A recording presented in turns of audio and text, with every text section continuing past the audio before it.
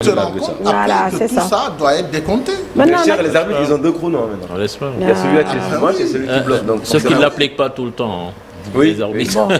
Bon, c'est vrai que bon, on va dire, partir à la CAN sur un match nul contre le Niger, ça aurait fait pas tâche, mais ça aurait fait jaser. Mais cela n'empêche qu'on va quand même débriefer cette rencontre. Il ne faut pas qu'on soit trop dur non plus parce que ce match-là, je pense que le coach, avec son staff, ils ont fait un revue d'effectifs quelque part. Sauf que nous, on se plaignait des années précédentes parce que dans le CAN, c'est vrai. Il nous a donné la possibilité de voir d'autres joueurs, d'autres personnes. Tout à fait, tout à fait. Et ça qui va lui permettre aussi de voir, en cas de besoin, qui can la monnaie, qui can la monnaie compter. Qu'est-ce que c'est modulation 3-4-3 avec son staff. Il y a une recherche vraiment profonde sur le plan tactique. D'ailleurs, côté B, c'est Ismaïla, il a besoin d'espace. C'est un genre de couloir. Alors que côté B, Eliman, il a besoin d'être dans le cœur du jeu à l'intérieur pour libérer Jacob. Très bien. Mais recherche, est-ce que finalement, nous, en tout cas, nous, cette année, des fois, nous avons. Par contre, avant que nous détaillions ces détails, nous devons les enseignements.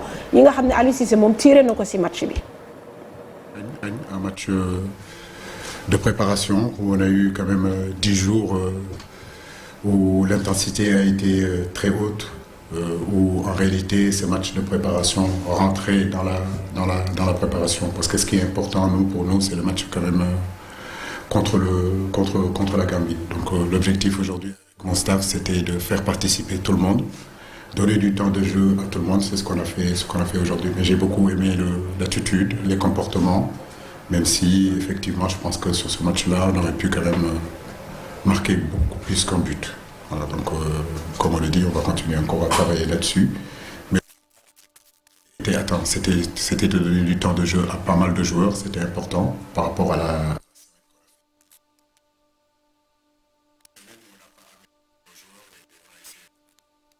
de travailler sur le plan athlétique et sur le plan physique.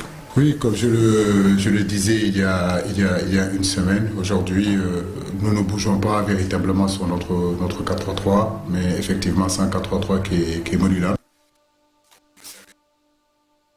Contre le Cameroun, Crépin était plus à l'extérieur, et si vous vous rappelez, c'était Pape Matassar qui était un petit peu à côté.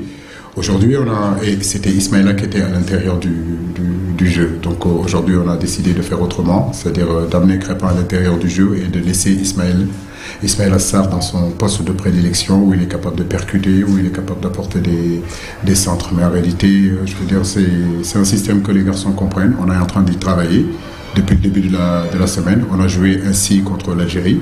On a joué ainsi aussi contre le Cameroun. Donc nous sommes en train de le peaufiner, qui est différent un petit peu de la façon qu'on a joué contre le Togo. Et je le dis, je le répète encore, c'est pas le poste qui est important, c'est surtout le positionnement.